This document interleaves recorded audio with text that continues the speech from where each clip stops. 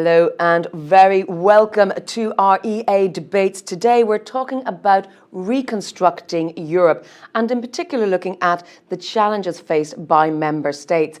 My name's Jennifer Baker. I will be your moderator today, putting your questions to our very knowledgeable panel.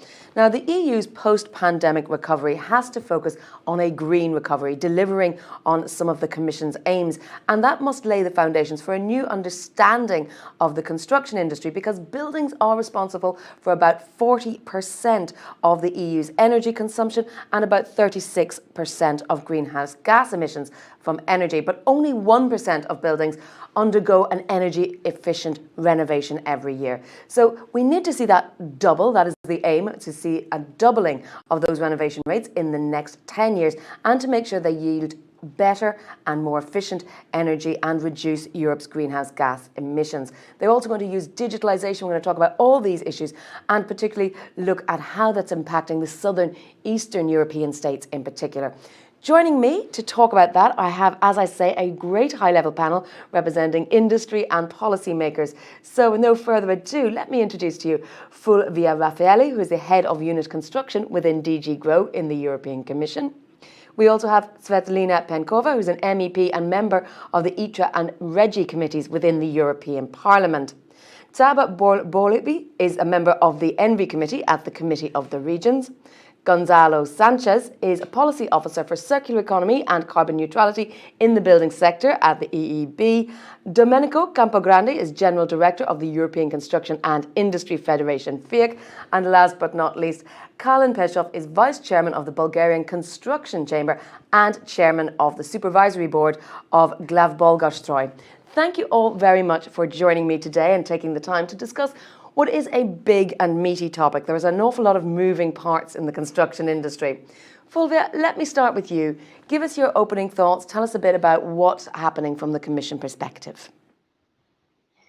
Well, thank you, Jennifer, and thank you for the opportunity. Indeed, the construction ecosystem is a particularly large one and very important for the EU economy altogether. From the 14 ecosystem we identified in the industrial policy communication, this is the second most important in terms of employment and value added, offering up to around 55 million jobs and a very important big value added. It is today very, very important indeed to speak about construction because let's be honest, without a full and deep transition of the construction ecosystem, the ambitious objective for climate neutrality, but also of relaunch of our EU economy will just not be achieved. And the construction sector is central not only for sustainability objectives, but also for the relaunch of the economy, for the creation of jobs, quality of life of each one of us, including, of course, for the low-income households.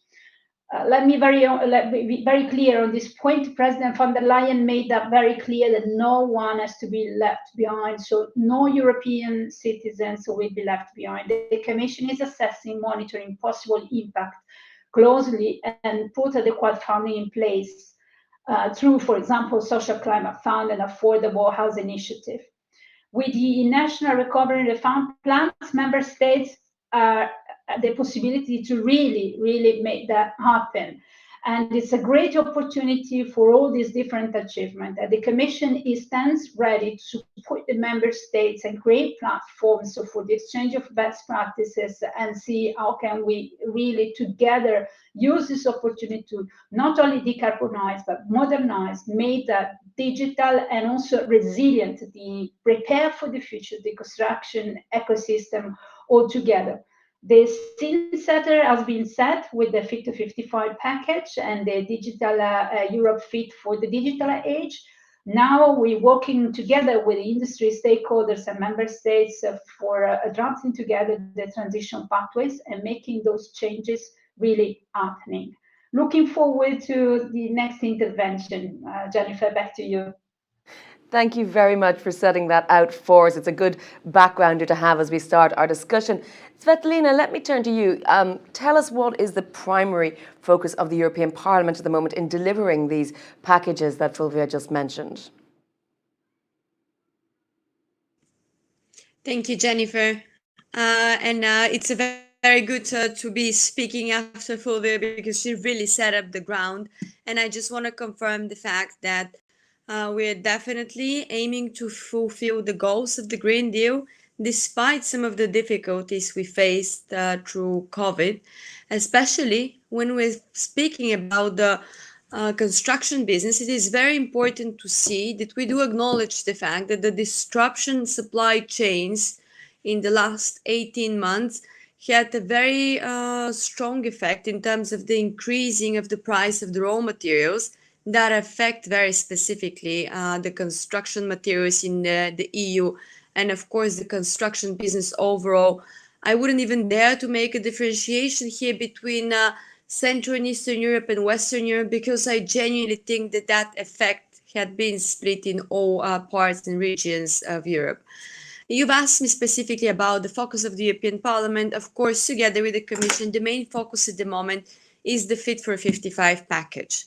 So in that matter, I will just use my time to emphasize on a very important package of a very important directive, actually, which I'll be working on as a member of the Committee on Industry, Research and Energy, ITRE, as you've already mentioned. The directive is the energy performance of buildings. It has been released in 2002 and it has been revised twice since then. At the moment, it is considered a part of the renovation wave strategy that the Commission published in 2020. And the main idea, as Fulvio already said and mentioned, is to make sure that the construction business is supported and it leads to higher energy and resource efficient buildings in Europe. So according to the last data, the Commission foresees that by 2030, more than 35 million buildings in Europe should be renovated, which would result in more than 150,000 additional green jobs created in the construction sector. So this is just like the background information of the importance of that directive. I would just want to re-emphasize the two main objectives we're looking at the moment, because as I've already mentioned, it's an update and it is working hand by hand with the priorities of the Green Deal. So the two main objectives of the directive would be that all newly constructed buildings should be zero emission buildings from 2030, which is quite important. So everything we are planning as infrastructure projects going forward should be zero emission.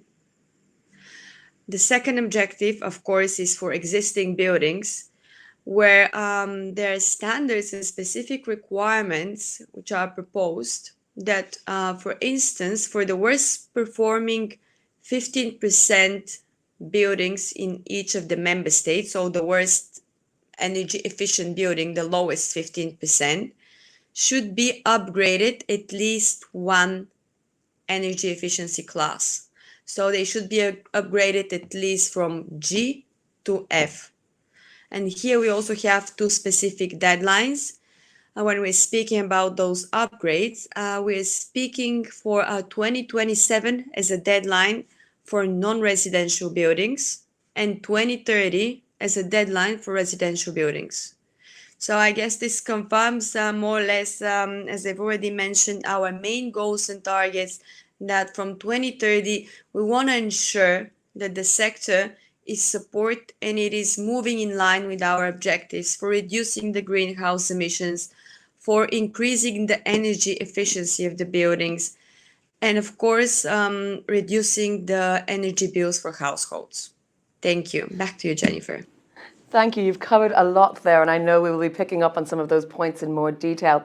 I'll turn now to Csaba Borboli, who's from the Committee of the Regions. Now, we know different member states face different challenges in different regions within them, but there are some unifying challenges on an environmental level that I think we can say are spread evenly throughout Europe. What's your sense on what the big challenges are in terms of energy and the environment?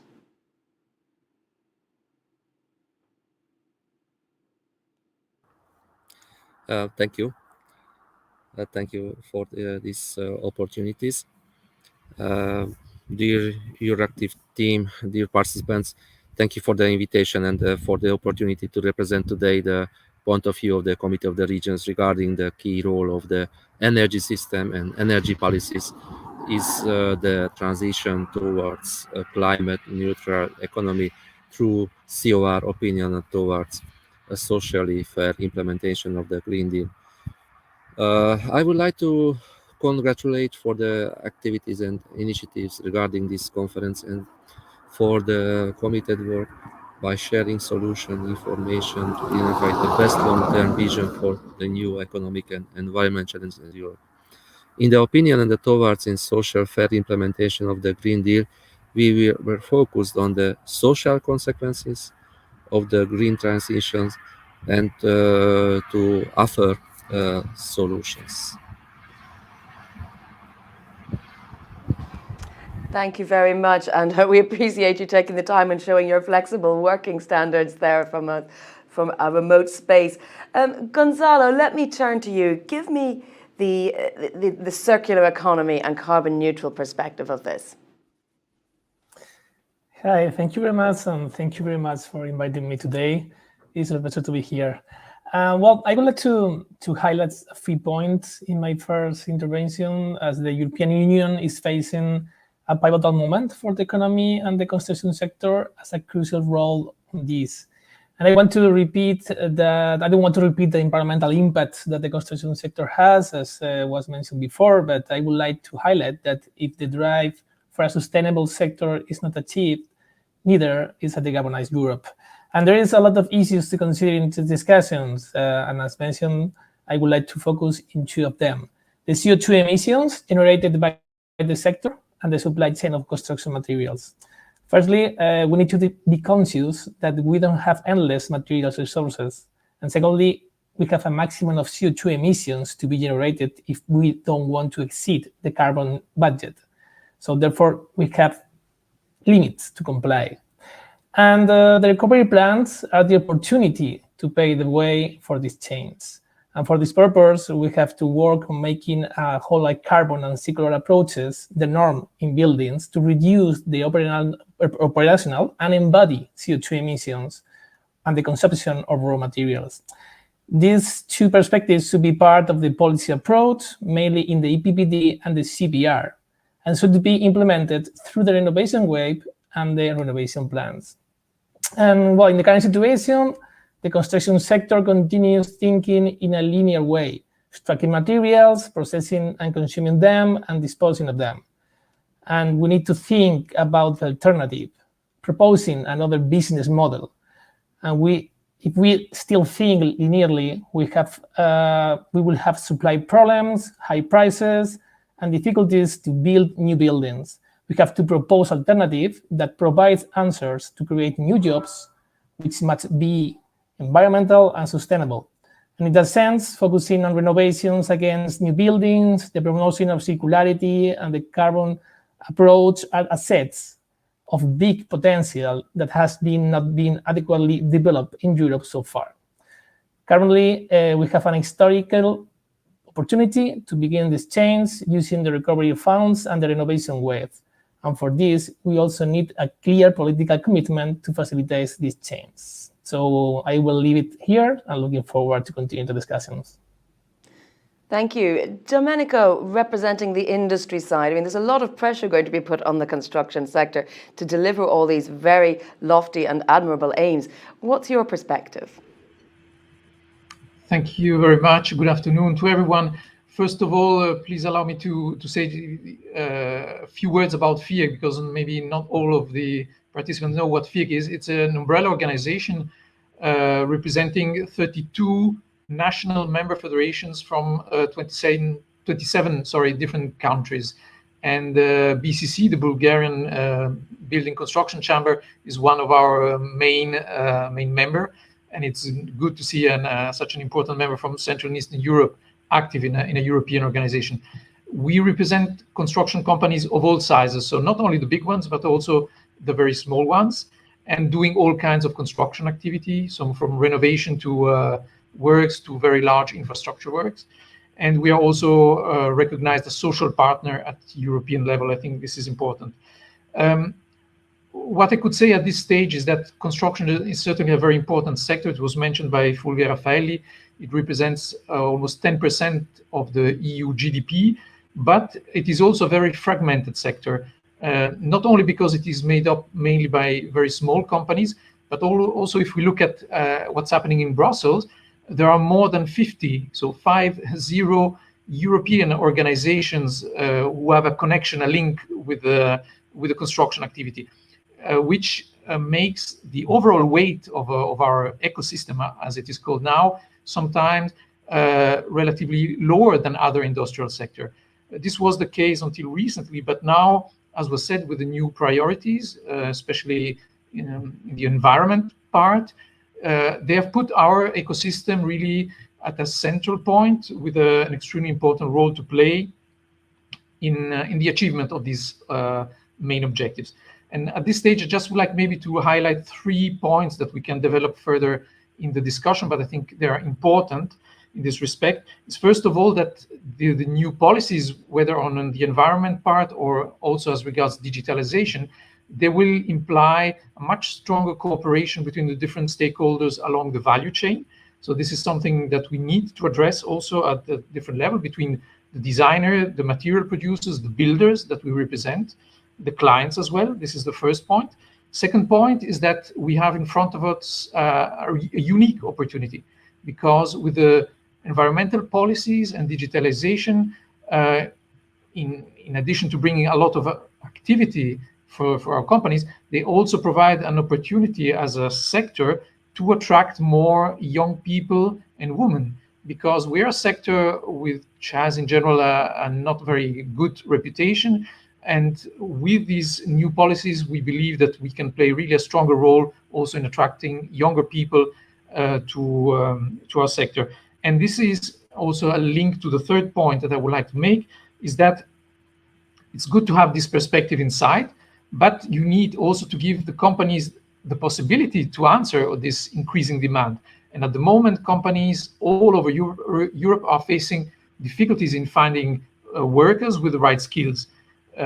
So the main message is also that besides these 2 big pillars, the environmental, the digital one, we should not forget also everything related to training, education, upskilling and reskilling of workers, because without this workforce, the companies will not be able to answer the big demand that we are facing.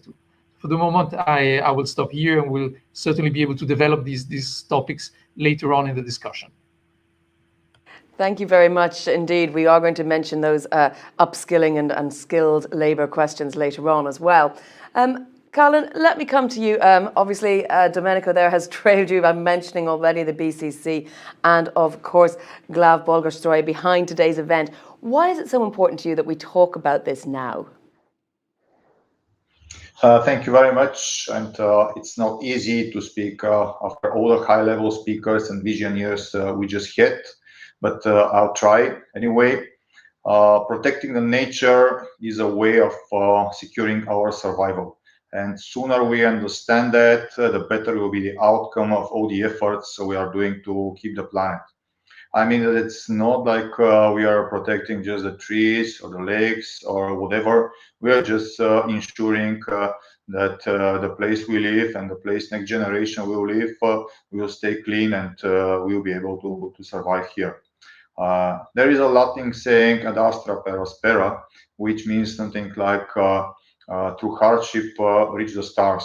I mean, we had all the troubles and hard times recently, and they are still here in the construction. We had COVID, now we have post-COVID challenges, we have high inflation, we have the new prices of the materials. I'm saying new prices because they are not even comparable with the old one. At the same time, we have energy prices raised. So all these challenges, I mean, we have to work hard and not forget that with all these issues, we have to keep the planet clean, and at the time we are constructing, to do our job the way it should be done without damaging everything around us. I mean, the construction sector is very interesting. We are building beautiful houses. We are building the roads where people go to work. We are building airports where people go vacations, for example. But as you mentioned, we are responsible for a great part of the pollution we are doing. So we have to do our homework, and I like the approach of Mr. Sanchez. He just said that we have to have proposals, not only talk about the numbers.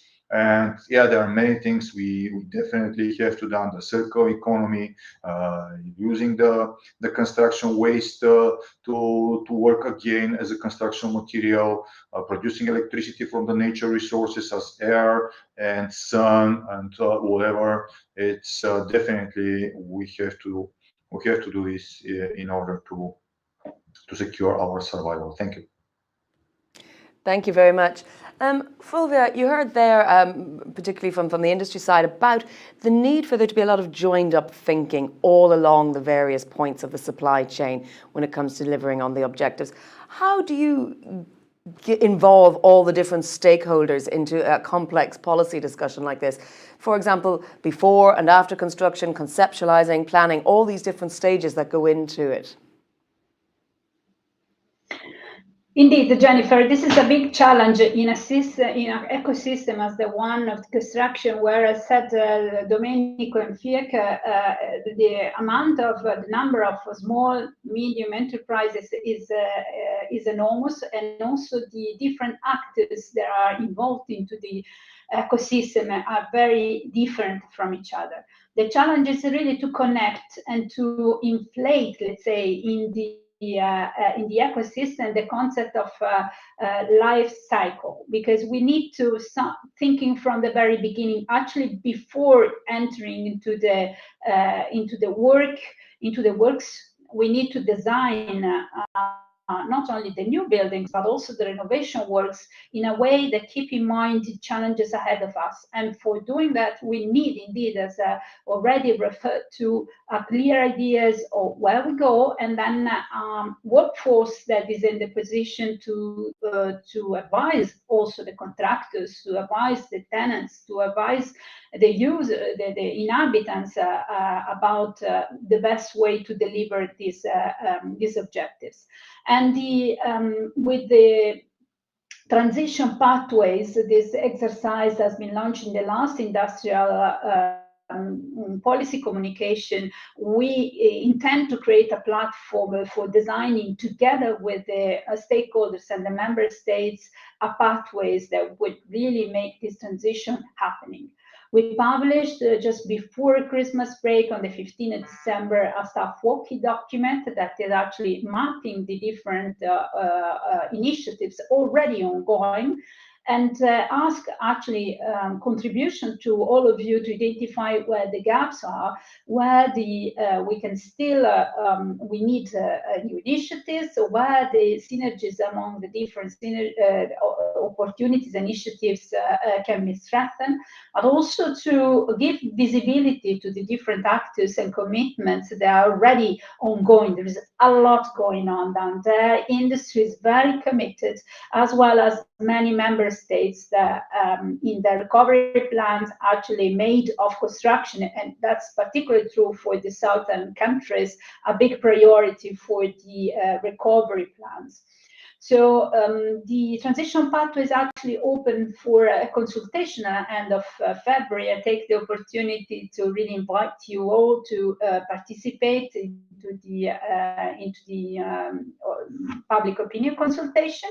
But then, of course, we'll also have more opportunities to exchange, because actually the network, the synergies, and the links actually amongst the different actors are really crucial to achieve not only, as said, the digital and green transition, but also to strengthen the resilience of the ecosystem to future, hopefully far away additional shocks that could emerge from different angles. Thank you. Thank you, Fulvia. Thank you very much. I think we can see that Saba's having some connection issues at the moment. We'll get a question to him if he manages to reconnect. But I do see already we've got a lot of questions coming in from our audience already. So I'm going to go straight away, Svetlina, to you, a question that has come in. The renovation of worst performing buildings is, of course, a priority of the energy performance of buildings recast. But how do we align these renovations with the long-term objective of climate neutrality? Upgrading of only one energy class may lead to suboptimal choices and a lock-in effect, suggests our representative there actually from the European Copper Institute is asking you that question, Svetlina. Well, of course, I completely agree that it is not going to be resolving completely the problem. But that's, as I started when I was describing the update of the directive, the first objective is going to be to focus on the newly constructed buildings. Of course, though, we have to take into account that we're speaking about Europe. So we have a lot of already constructed facilities that we need to be taking care of. So this is just a sample example of like prioritizing the existing ones and starting the ones which are the worst performing. Because the idea is if we have the newly constructed one fully meeting the zero emission requirements, and if we start renovating the worst performing one, like this would balance out like after 2030. So it's just gonna give us more time to, let's say, to take care of the ones in the middle, if you want to put it like that. So that's why we said the worst performing ones. And in terms of the fair question, if it's sufficient to have only one category, of course it is not. But then again, when we're talking about that, we need to be thinking of energy and resource efficiency, and of course the consumers, because we cannot just pass on the whole cost of the renovations and achieving those goals to the consumers at the end. So there are limited resources to be dealing on that matter. So more or less, it is kind of trying to balance out everything. Yes, indeed.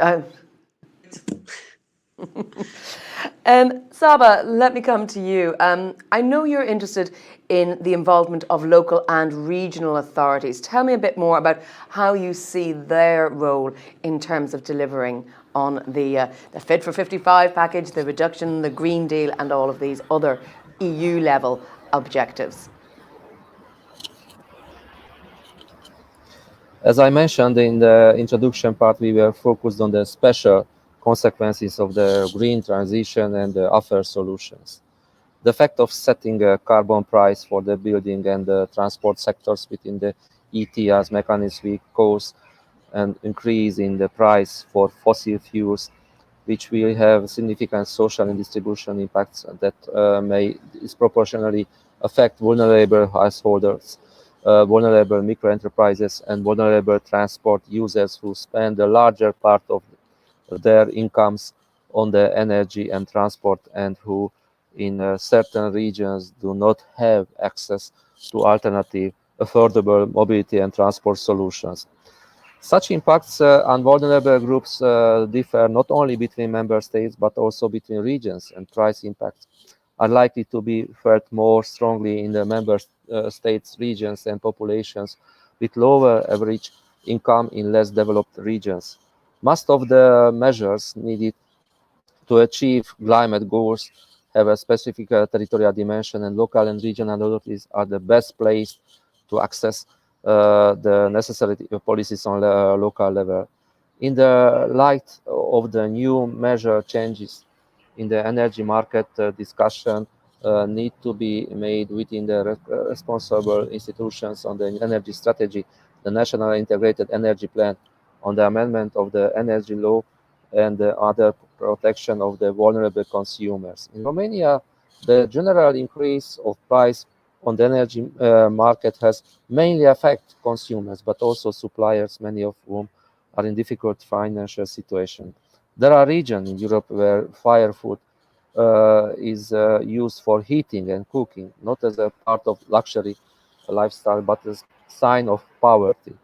The recast of the tax directive and the ETS for household both going to affect these consumers. Also, there are regions across Europe where district heating and cooling might be a more reliable, more efficient and affordable solution for citizens. The determination of environment taxes should be accompanied by the compensatory measures, such as lower labor incomes taxes or social security contributions targeted at the vulnerable and lower income households, make micro enterprises and transport users, complementing the objectives on the instrument of the Social Climate Fund. As for the construction sector, member states should have more suitable and flexible rules in these areas. They should update urban and land use planning, access to constructions, permits related practices, aiming at lower taxes, costs, and avoid red tape. Ask the Commission to cover this from the new fund. So the challenge is common, and we need to act cohesively to ensure that the good solutions are not excluded from the development of final documents related of the social fair implementation of the Green Deal. Thank you. Thank you very much. And Asaba, I know we have to let you go now, but we do appreciate you taking the time en route to join us today for the discussion. You mentioned several things there that I will be picking up on as we have another 45 minutes of discussion with my other panelists. So thank you for that. Again, we've got lots of questions coming in from our audience, but Colin, I'm going to come back to you just to see if you've got reactions to what you've heard so far from the other speakers. Yes, thank you very much. It was very interesting also to see the approach of Romania. As you know, it's we in the Eastern Europe are part of the most challenging facing countries, and it's very complicated to be, I wouldn't say exactly poor, but to have lack of really access to enough resources, and at the same time to be green. So really, the Eastern Europe is facing this challenge that we are trying to get to the mission to keep the nature and to follow the Green Deal, but at the same time, it's very recently we had some more, I would say, serious issues. So it's very complicated with the highest prices. And with the existing situation to really keep the right path of being green. But at the same time, I would like to mention a couple of options. We can do this without damaging the investment and the cash which is going into the construction sector and into the economy itself. I mean, taking for example the circular economies, we made an investigation in our company, and we find out that from the simple residential building, we can see everywhere, like the one of 90 apartments, you have roughly 300 tons of waste construction materials. It's really a lot. Meaning, if you buy one apartment somewhere in Europe, that you're helping to produce half of a truck of a waste of construction materials, which is put somewhere. So it's definitely, if you put this into the reproduction of really new construction materials, when they can be put down back into the process, you can make a hell of a lot improvement of the whole nature and the society. So there are ways, even when we are a little bit more challenging in the Eastern Europe, still to keep the nature and to go forward. Thank you indeed, very much building on the circular economy approach and recycling. And of course, we're talking about the full life cycle of the construction sector. So indeed, bringing into focus construction and demolition waste there as well. Now, we do have some more questions coming in from our audience. Gloria Hristrova has asked, how will the transition to carbon neutrality affect prices in the building sector? I'm wondering whether business will be able to cope with higher prices of construction materials. Perhaps Gonzalo, you could speak to that, and then we'll hear maybe as well from Domenico. Yeah, thank you very much. Well, we need to think about this issue in a comprehensive way. as if we focus just the discussion in the price of the materials, we don't see the whole picture. And the whole picture is that the construction sector needs to change in a comprehensive way. And we need to propose green businesses for the construction sector. And we need to start to think about this linear approach in which the prices are increasing because you don't have the supply chain, and think about the materials and the resources that we have around us. And this is the key point. And why we cannot support the circularity approach to reduce the price of the materials. This is because there are some different barriers on these points. It has been said that one of the barriers is that we don't have the demand, or we don't have the supply to provide these secondary materials that could reduce these high prices. But at the same time, we don't have a clear political commitment with this. Demand generates supplies, and the demand has to be promoted. We can argue about the existing facilities, but we should think about how we can make this mandatory or create a framework to promote this demand and this supply. And this is the importance of the EPBD and the CPR revision. We don't know yet what the proposal from the Commission will be about the CPR, but in the EPBD just aims to reporting on whole life carbon, and circularity is not mentioned as an effective tool to reduce the CO2 emissions. And if these revisions fails on including an ambition pathway, an approach for circularity and whole life carbon, this will send a message for the industry, for the market, that this is not a way to go through. And this is our concern, because we really know, or we really think that it's possible to reduce these prices when a local market based on circularity, based on this sustainability approach, could reduce these high prices, and, which is also more important, promote new jobs. And this is another key point. It's a new employment pathway for many people is promoted. New businesses based on secondary materials will be created at the local level, because as you already know, the construction sector has is widely spread through the territory, and this is not enough to change one company, or two big companies. We need to change the business model.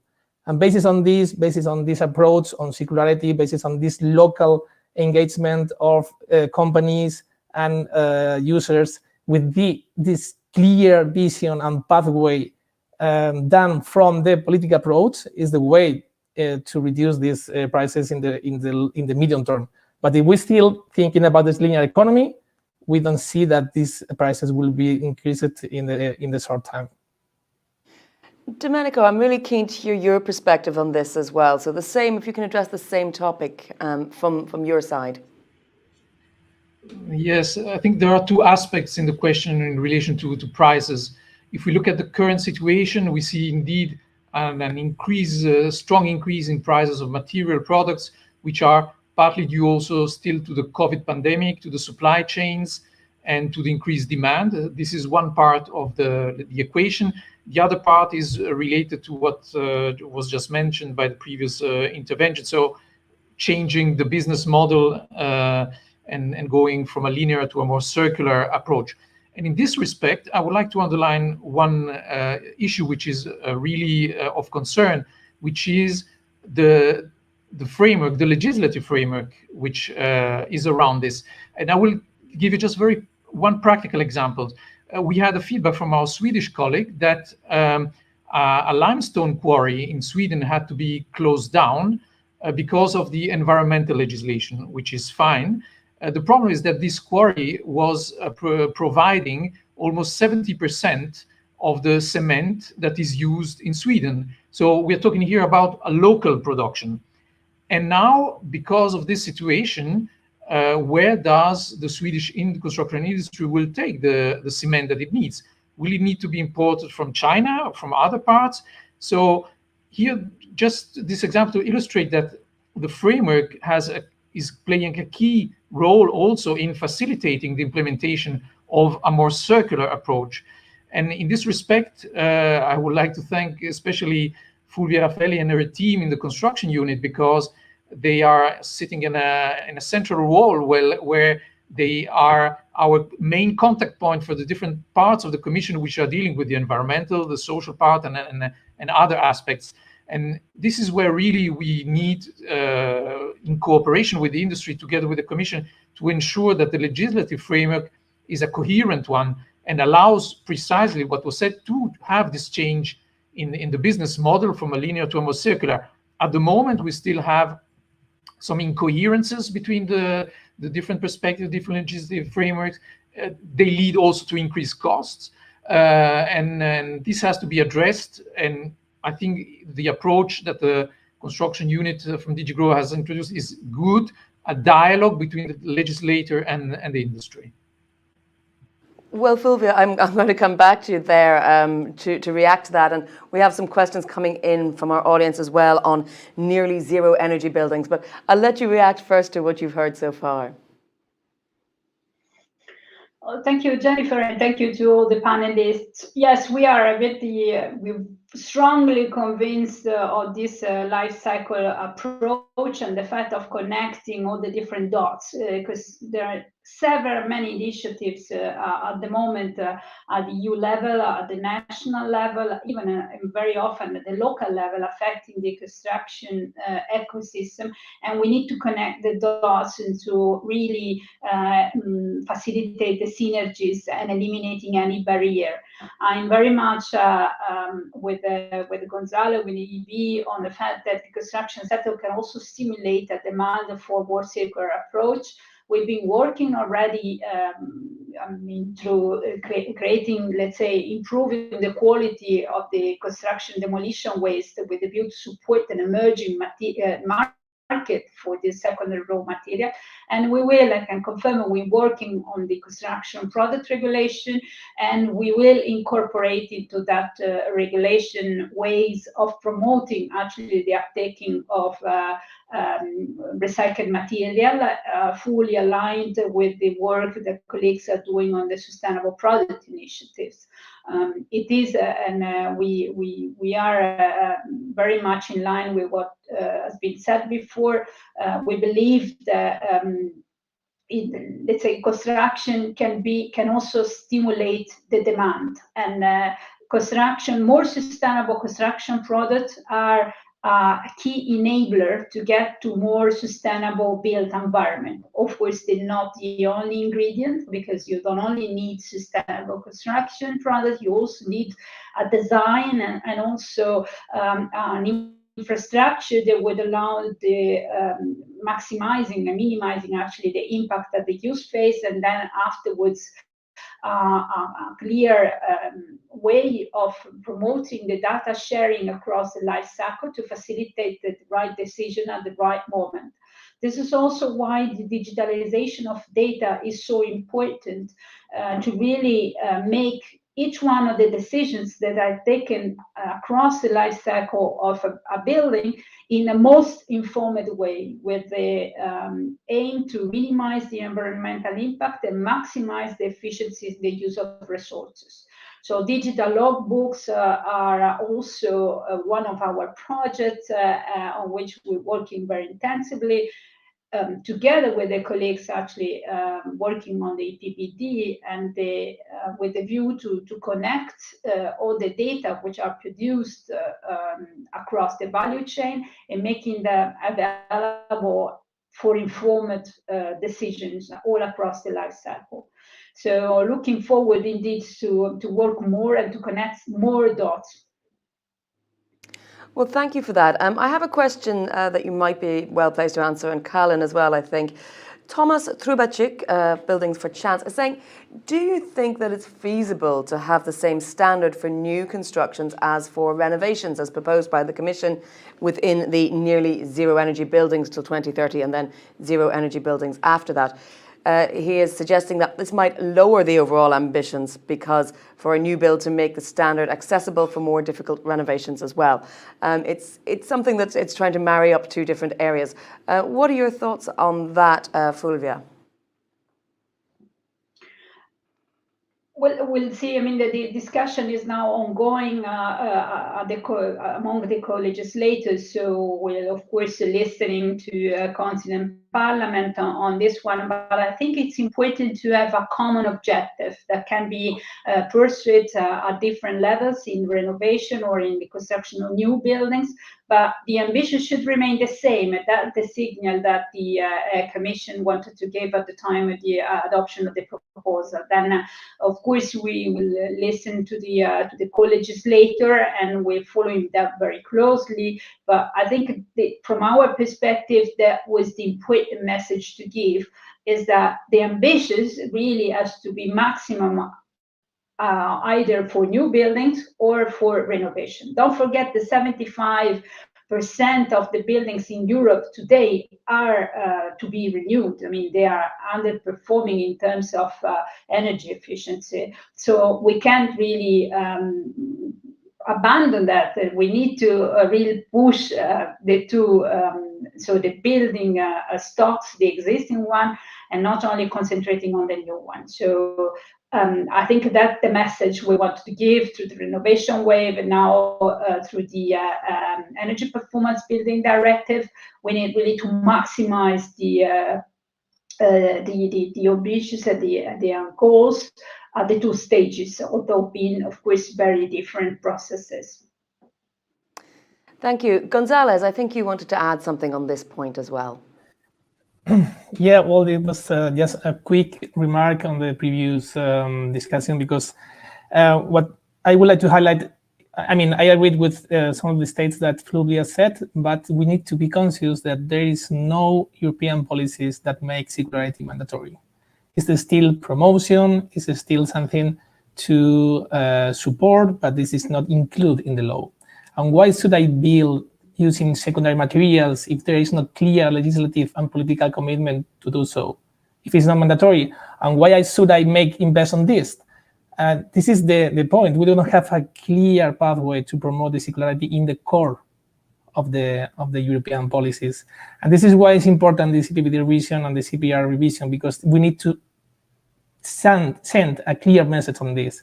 And this is also important to think about the inclusion of circular minimum requirements in the EPBD and the CPR to send a clear message that circularity is the next step to make business, and to make a green business, and to promote this another kind of business that we want to see. Yes, thank you. You're asking some big questions there. Thank you very much. Colin, let me turn to you now and ask you to reflect again on that question that we had regarding the differences between setting a same standard for both renovations and new builds.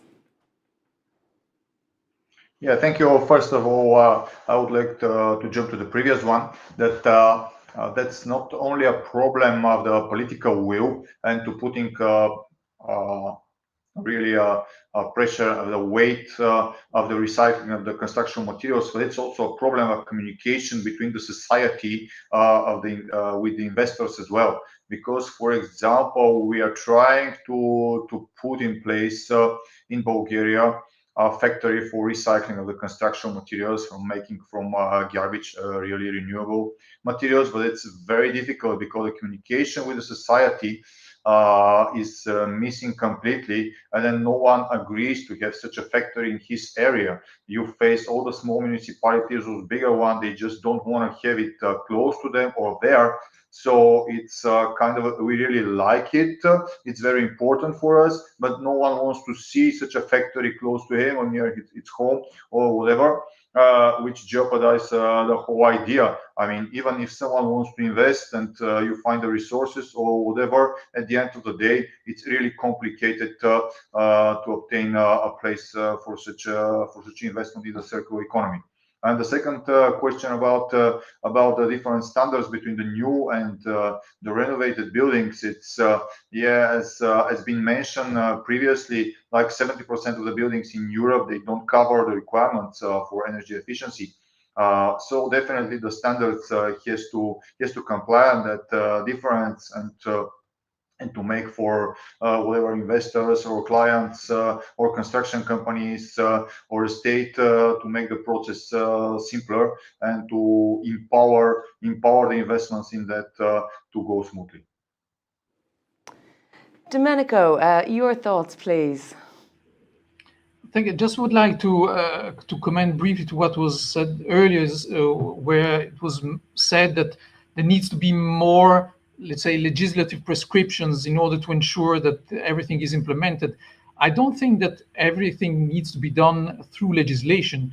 If we look at, for example, the public procurement legislation, which exists, which is sufficiently flexible, there are means through that procurement to allow innovation, to allow companies to propose solutions that include also circular, recycled elements or whatever. So it doesn't have everything to be clearly indicated and prescribed in legislation. I think there are tools that exist to push companies also to be more innovative in this respect. Of course, when we look at the public procurement today, very often they are still, unfortunately, based on the lowest price, and they do not allow, of course, this. But the legislative framework that we have at the moment allows the possible flexibility by public authorities, in particular, to have these elements also taken into account, and therefore to accelerate the path, even if things are not prescribed 100% in the legislation.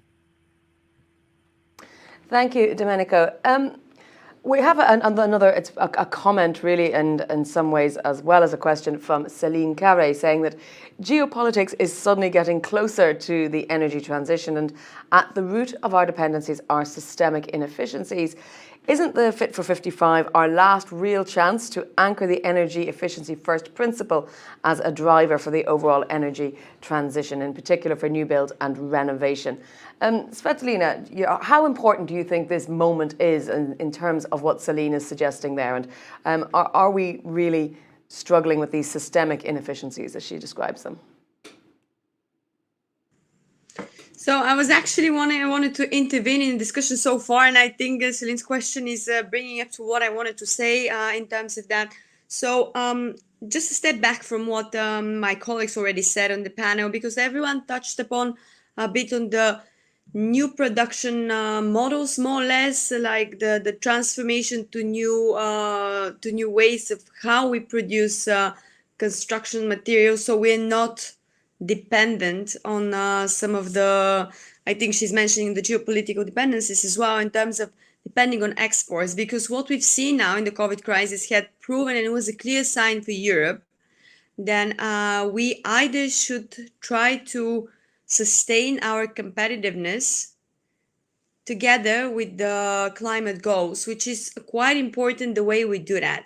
And I believe that the speakers before me, like especially Kalin and Gonzalo, just touched upon that, how to use the regulatory framework as a tool rather as a burden to be achieving, to be sustaining that competitiveness in the European industry.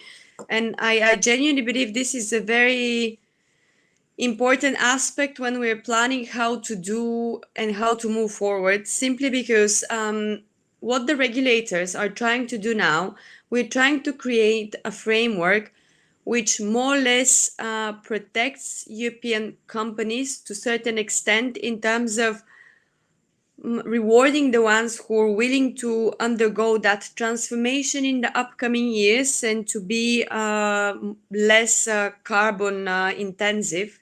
In that way, we're imposing like some additional like taxes, for instance, the carbon border adjustment mechanism, which is protecting the European companies from some exports coming from abroad, which are not keeping up with those standards. And it's rather important for all of us to be moving in the same direction, because otherwise we're simply going to lose the competitiveness in the European industry when we're speaking like in that matter. And there are many other legislative proposals and strategies at the moment coming from the European Commission, which are suggesting that we need to move some of the production capacities back to Europe. And those production capacities should be taking into account the new standards we've set into the regulatory framework, so we can close the supply chain and at the same time protect ourselves from price increases, from being so kind of subjective to some of the supply chain disturbances that we've been facing, and at the same time fulfilling the Green Deal and the Fit for 55 package goals. So discussions like that, when we manage to set up some of the projections we have in terms of the regulatory framework, so the industry is well prepared and they can undertake the necessary measure to be meeting those requirements, is one of the ways to keep our market quite competitive, both in producing the raw materials on the continent and at the same time for protecting, of course, the construction industry and our consumers at the back receiving end. Thank you. Gonzalo, did you want to add something to this part of our debate?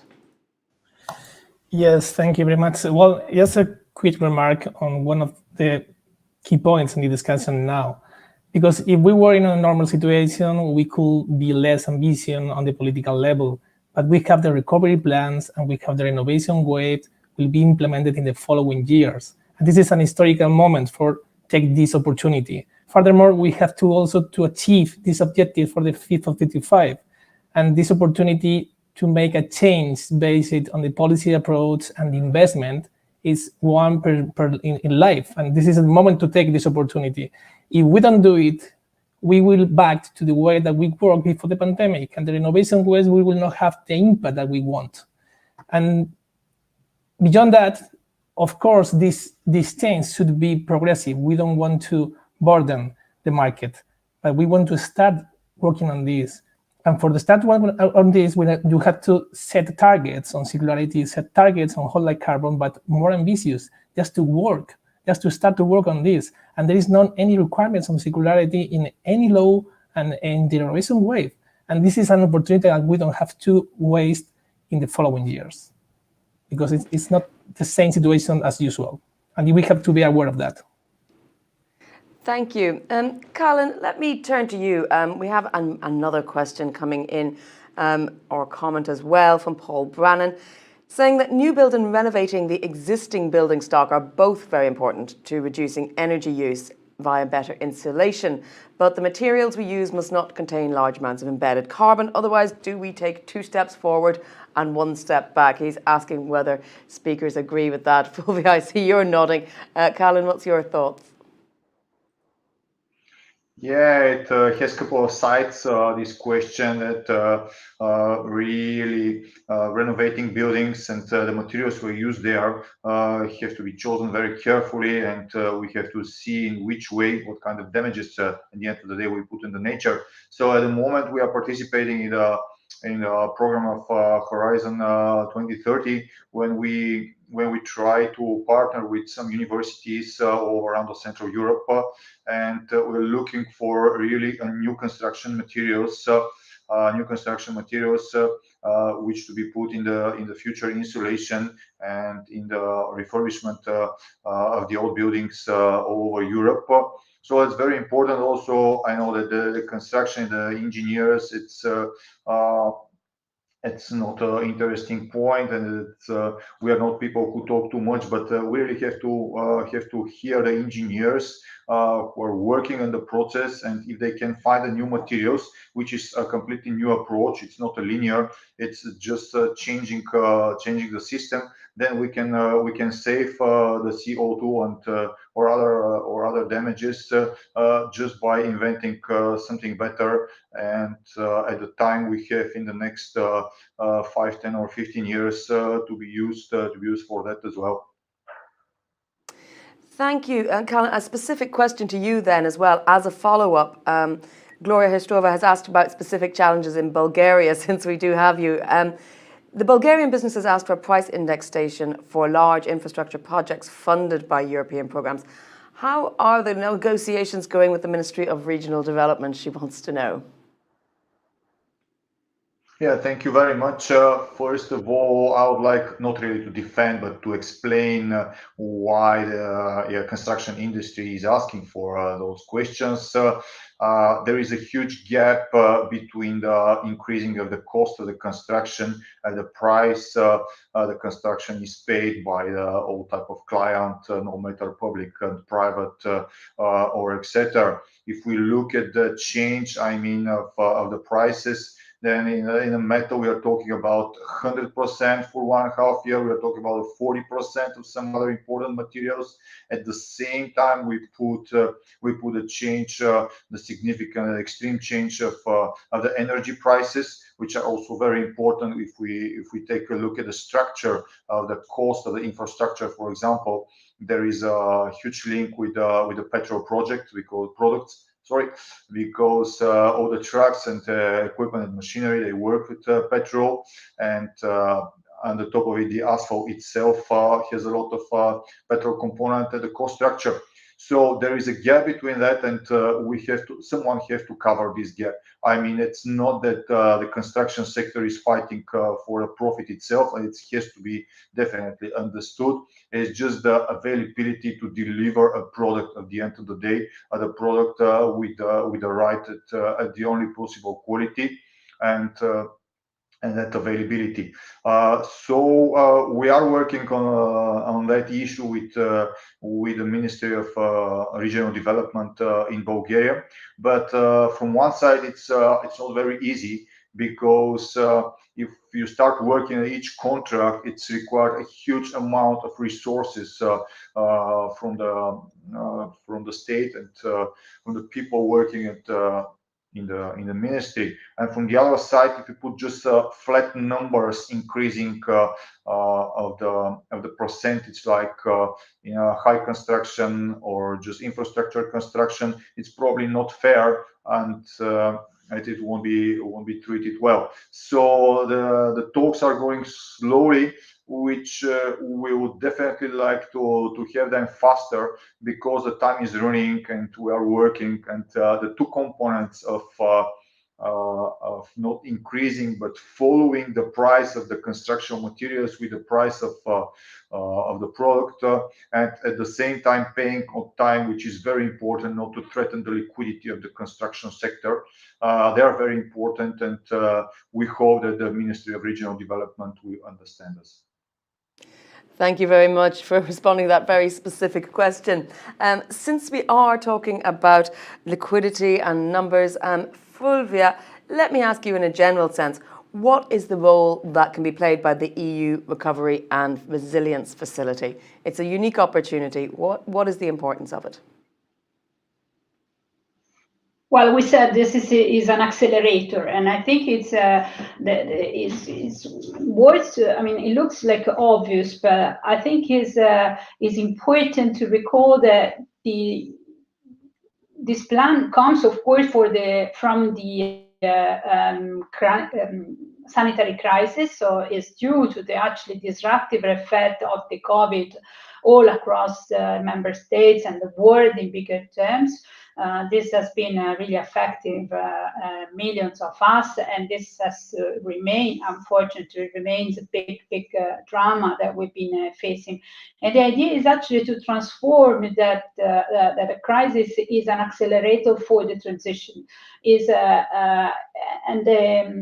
important to see that the Commission has been sticking to the original objectives and actually taking the opportunity to put and to design the instruments that be created for launching the economy in a way that is fully aligned with the overall objectives around the climate neutrality, more energy efficiency, and on top of it, more resilience for the European Union, which I think is an area that actually we discovered more, we were aware of also before, but now it came clearer to us that this is an area where we need more thinking and more actually enabling. So these are the three dimensions where the national recovery plans can really function as an accelerator. And here, let me also come back to a couple of points that have been mentioned before, in particularly the famous NIMBY, so not in my backyards, reflects on that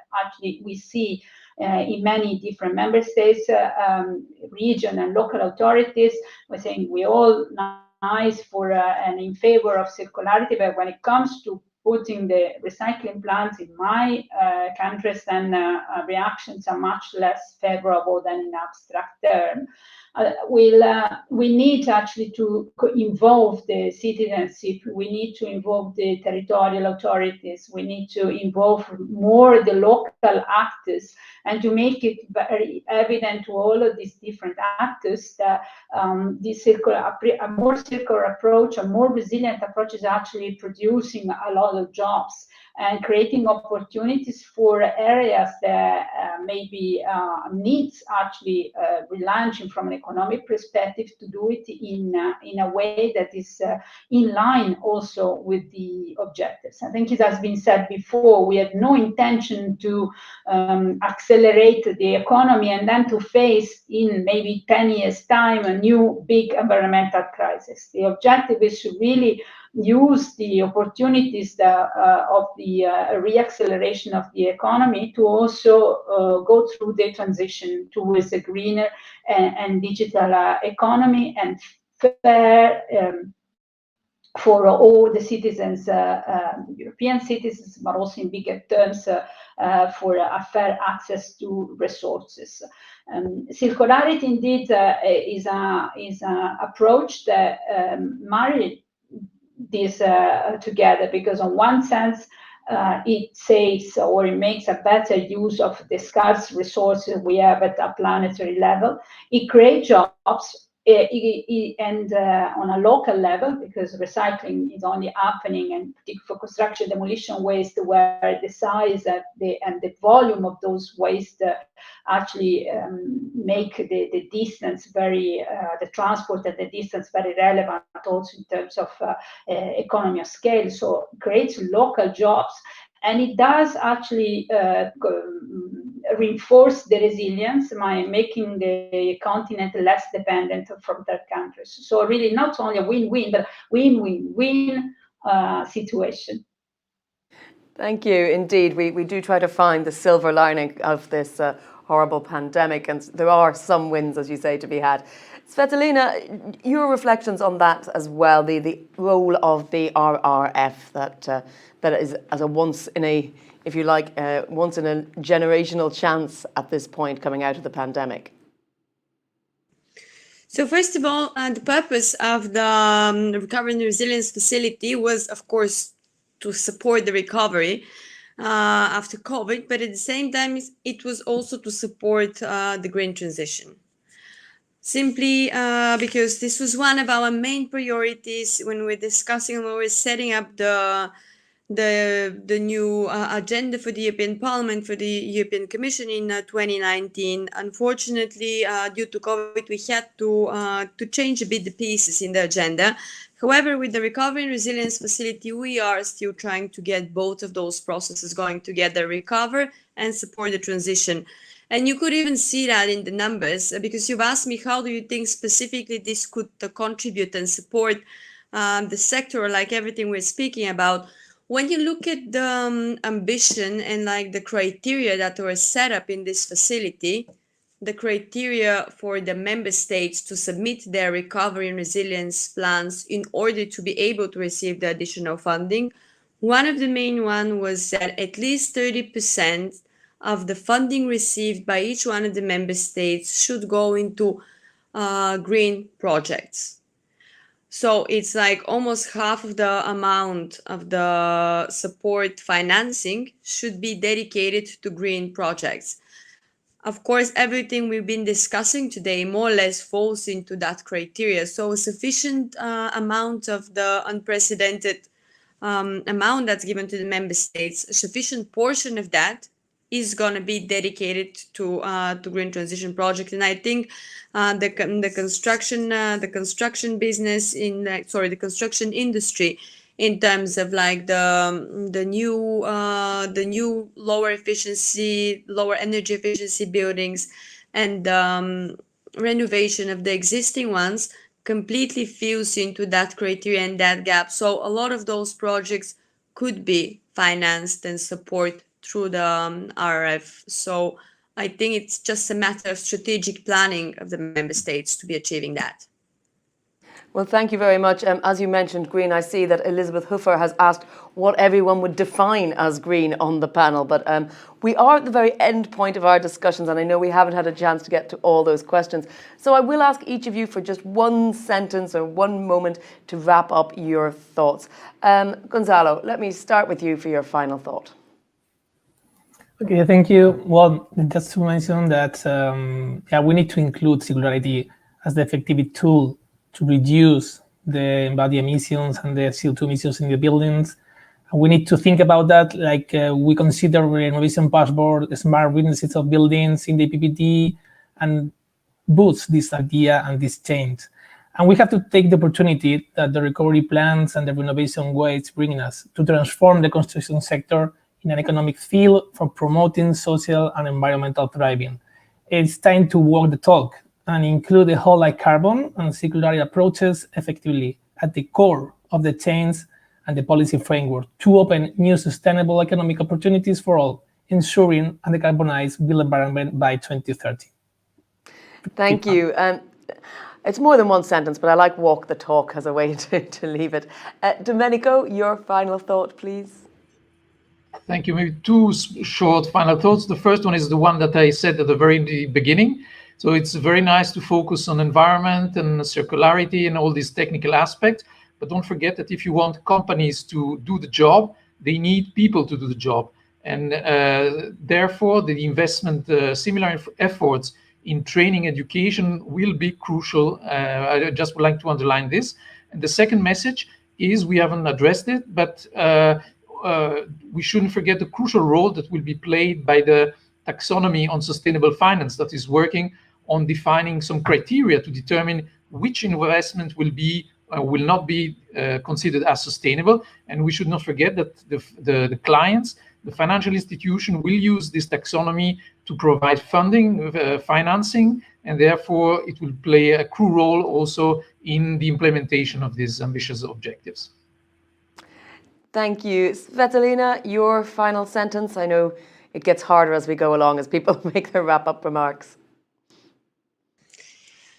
So I'll be very brief. So I genuinely believe that the regulators and the industry should work together. That's the only way that we could achieve fair green transition and at the same time keep Europe's competitiveness on the global market in all forms and shapes possible. Thank you. Fulvia? Thank you for the opportunity, and indeed, let's work together, each one from his own point of view, regulators, commission, industry, to make that opportunities of the recovery plans really an acceleration and an opportunity for the in-depth transformation and transition of the construction ecosystem. So let's do it together. Thank you. And Callan, I'll give the final word to you to deliver your final message. Yeah, the Danish philosopher Kierkegaard said that life is not a problem to be solved, but the experience to reality to be experienced. So let's experience the real situation. Let's not split ourselves to authorities, construction business, and etc., etc. Just as Flavia said, we have to be together at the same boat in order to save the planet and to work in the reality we are. Thank you. Well, thank you very much. Thank you for all of you for your input in this discussion today, and to our audience for coming up with such a wide range of questions that I think have really helped the conversation along. We touched on areas, everything from disrupting supply chains, energy performance of buildings, of course. We even mentioned at upskilling, recycling of construction waste, and nearly zero energy buildings, as well as the elements that we need to consider from the point of view of consumers and how policymakers and the workers can work together. So a large, huge area, and something I'm sure we will be talking about in the coming months as well. So do keep following along with the hashtag EA Debates and keep an eye on your active for much more on this topic.